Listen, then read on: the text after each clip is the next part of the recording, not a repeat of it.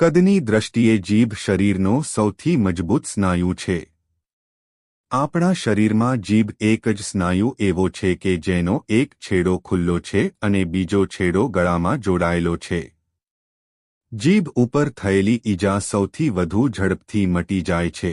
ફિંગરપ્રિન્ટની જેમ દરેક વ્યક્તિની જીભની સપાટીની છાપ પણ અલગ અલગ હોય છે. જીભ ઉપર 3000 કરતાંય વધુ સ્વાદગ્રંથિઓ હોય છે. આપણે કેટલાક શબ્દો બોલવામાં જીભનો ઉપયોગ ફરજિયાત છે.